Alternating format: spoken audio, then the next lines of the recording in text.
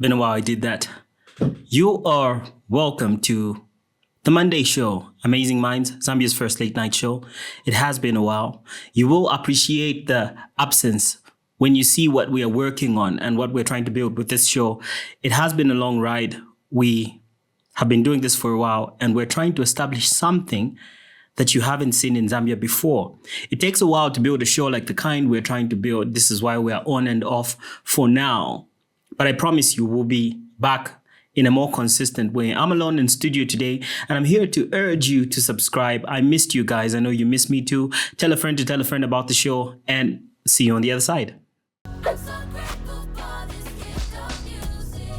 Catch Amazing Minds Mondays, Wednesdays, and Fridays, 20 hours Central African Time on YouTube, Google, Apple, and Spotify for podcasters. Zambia's first late night show.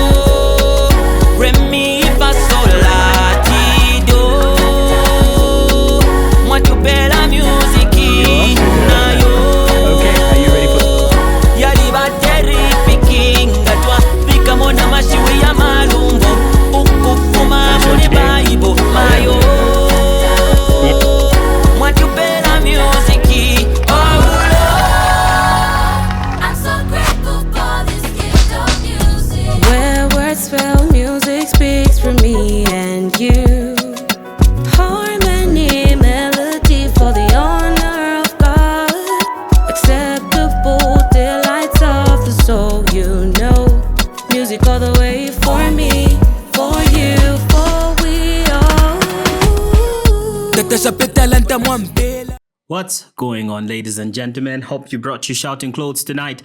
This is the Monday show. Monday show, not because it airs on Monday, but it usually airs on Monday because it's the Monday show. And now we have Zesco promising us that they are ending load shedding and all that kind of stuff. It has greatly affected how we're able to deliver the show to you. Right now, we're operating on backup power. Yeah, it could be, we would have loved it to be Amazing Minds 10, Zesco 1, but we have heavy equipment here. So we're not even able to operate at full capacity. And yeah, but we're glad to be here. It has been a while. A lot has been going on in the news. And I want to give you a quick rundown of it. Mr. Chofai is not around. He couldn't be here today. He had some commitments to make. We miss you, Mr. Shafaya. I hope he's watching this along with everyone. Yes, if you have not subscribed, please do subscribe. Hit that bell and share. It's your boy, Bahatram. Yeah, and I am so excited to be here on the Monday show. So today we're discussing a couple of things. Load shedding to start ending in June, or to end to start, or however they phrased it. Load shedding to end starting June. And residents of Palavana vandalize police post after a suspect dies in custody. Tonse Alliance rejects delimitation proposal. And Trump lists Zambia among the nations with wasteful US aid or USAID spending. Mr. Chavaya corrected me last time that US aid is actually not aid the way we think of it. It's actually, the AID stands for, it's the abbreviations. So USAID, USAID, wasteful spending, Zambia is a part of that, according to Mr. Donald Trump. Yeah, so ZESCO's load shedding to come to an end in June 2025, says the government. Of course, this is a promise that we have been hearing for a while now. I think we are 2 years in to load shedding. We have been hearing, oh, no, you get 20 hours. No, you get 7 hours. No, you get this. The last time I watched an interview on Diamond TV with Mr. Makozo Chikote, who is the Minister of Energy. For starters, he denied knowing that ERB promised us 7 hours of power upon an increment on the tariffs. He denied knowing it. in spite him being the Minister of Energy. And when pushed into a corner to give account for the promised 7 hours, which was not being delivered in spite of us paying higher, he said we should be grateful that at least we are having 3 hours of load shedding, or rather 3 hours of power per day consistently, because there was a time when we were having 3 days of no power. So he's telling us to appreciate the current situation because it was once worse. It is good for him to remember that we are not getting power for free. We actually pay for the product. We are consumers. We have rights. Consumer rights must be followed. Apparently, that is only applicable to certain businesses and not to ZESCO. But indeed, consumer rights should be followed. We are the consumer. We pay. We actually pay for the product. So it should be delivered as we are paying. And this promise does not put any confidence into not only me, I know, I speak for many others, that many others hear this and they say, oh, yeah, and they're still planning on buying solar because, to be honest, we have been told that power is coming for a while and power has not been coming. It only keeps getting worse. The more it rains, the more the load shedding. And we're being told to appreciate the little we're being given as though we are not paying. Isn't that strange? If you find it strange, please leave it in the comments. I'd like to know how strange you find it. But Mr. Cornelius Mwetwa gave remarks on behalf of the government concerning the same. Please take a look. So we urge our citizens that they remain calm. We can see light at the end of the tunnel, and that tunnel is now becoming shorter by the day. As we speak, we now have unprecedented, rains in the last maybe 2 decades. And with those rains, yesterday Cabinet was informed that load shedding is likely to begin to diminish by June 2025. Likely to begin to diminish. Proper use of words there, Mr. Mwetwa. By June 2025, load shedding is likely, take note of the word likely, to begin to diminish. So he's not saying load shedding will end in June. He's saying it's likely to begin to diminish. Plausible deniability. I like that. He's a lawyer. He understands what he's doing. Anyway, residents protest death in police custody in Palabana. It is reported that the police apprehended a few individuals, amongst whom one who eventually passed away. And they themselves said they could notice some mental disability, disorganization, disorientation. I'm paraphrasing, not the exact words, but they noticed something was off with him. And they still put him in the cells, and he was getting worse, and they left him there until he died. Only for them to inform the family that, oh, there's a relative of yours here who is dead. And the family is wondering, aren't you capable of calling the hospital? Or maybe you are afraid that everyone will start running away from hospitals like JJ. Not everyone is as resourceful. Not everyone has reasons to run like JJ had reasons to run. But yeah, whatever the young man did, he's late now. He's no longer in this dimension. And the family had a couple of remarks about this. Take a look.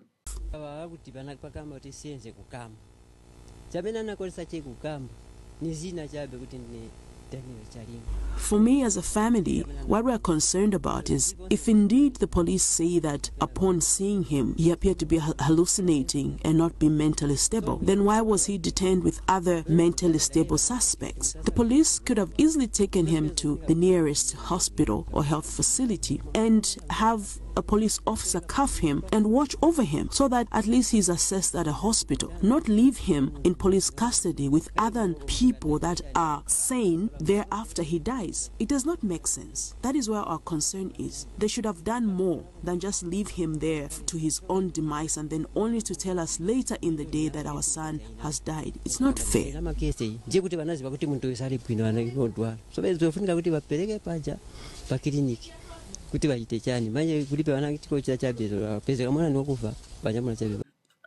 The family is justified in questioning, why didn't the police take him to the hospital?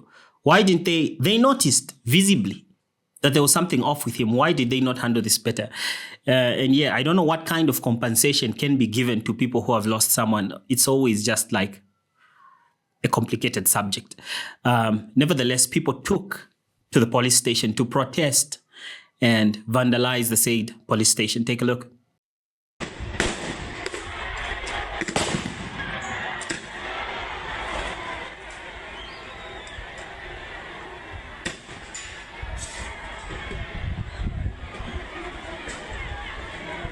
Oh, now you realize you have resources that you can now shoot tear gas when you couldn't use those same resources to take the young man to the police.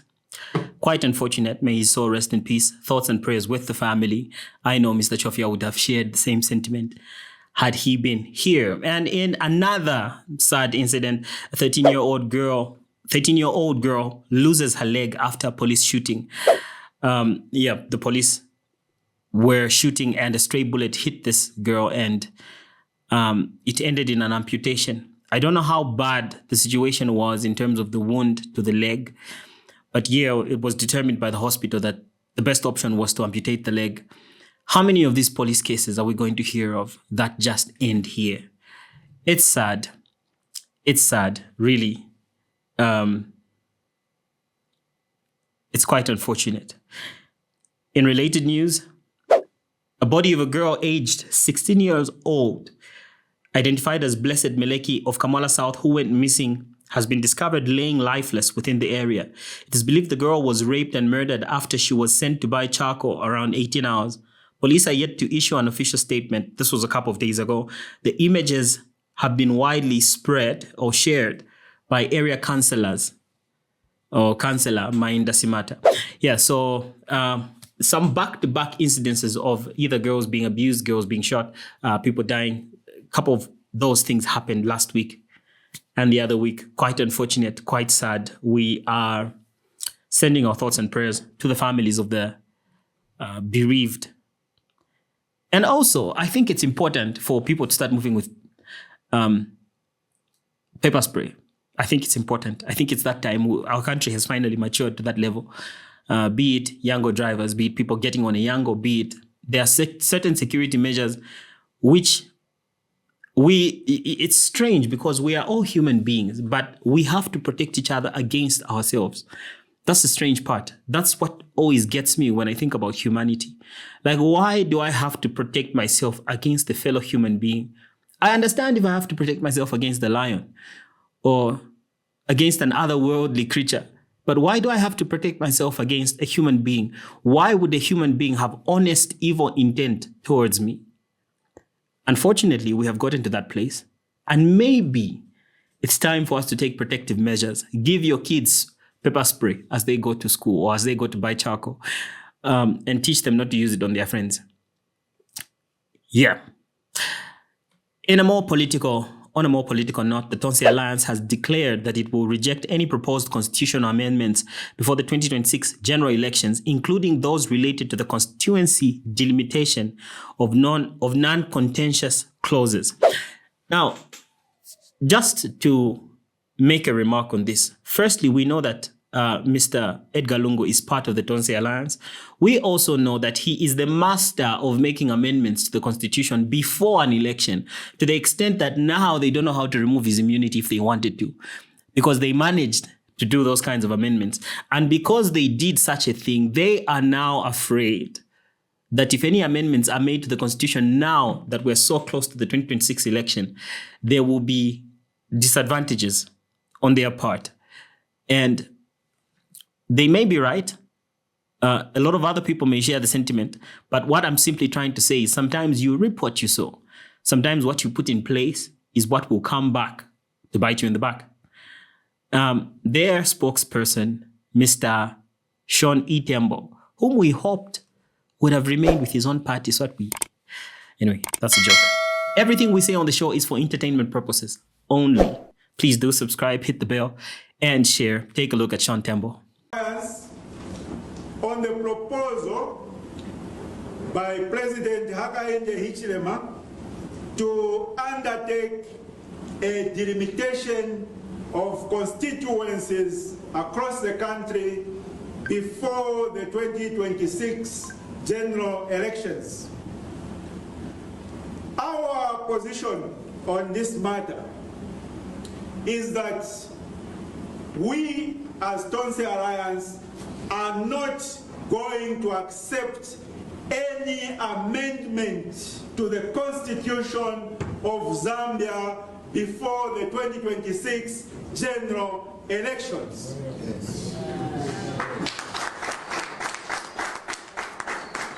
Any amendment, whether it is an amendment to accommodate delimitation or an amendment of the so-called clauses which are not controversial, the bottom line is that we are not going to accept any amendment to the Constitution. We are going to fight any proposed amendment to the Constitution with all our will and energy. And the reason is simple. The reason is simple. We do not trust the UPND government. Yeah, that's a legit fear that they have, that if we allow this guy to make any changes now, oh, we're on the losing end. Sorry to break it to you, I don't think you're winning. I don't think. It's not a prophecy, I just don't think you're winning. Yeah. On a more violent note, the police has intensified patrols and calls for cooperation from truck drivers because of some incidences that have been happening along the, I believe, Chirundu Road. We watched an incident of a truck driver whose dashcam recorded him being mugged and robbed by some certain individuals who are now in police custody, thank God. Yes, but this is something that is a bit alarming and concerning to see that we don't know what's motivating people. Is it demonic influence? Is it hunger? What exactly is causing people to behave this way towards their fellow Zambians? Honestly speaking, I've been on earth for a couple of years, but this still shocks me when I see people behave this way. Please take a look.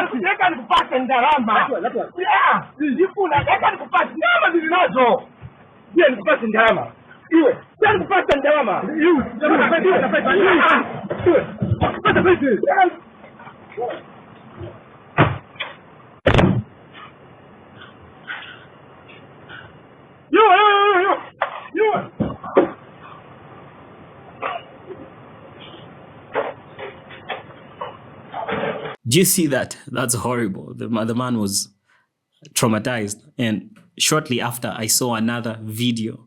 This time, the driver wasn't even in the picture. They had gotten him along with the things they were stealing from him. They stole him. And his truck was just found by the roadside. So we are grateful to the police for the work they're doing in finding these culprits. And we also hope that they will apprehend all of them, make a good example of them. Make a very good example of them so that their friends are afraid. On a more international note, Donald Trump, Donald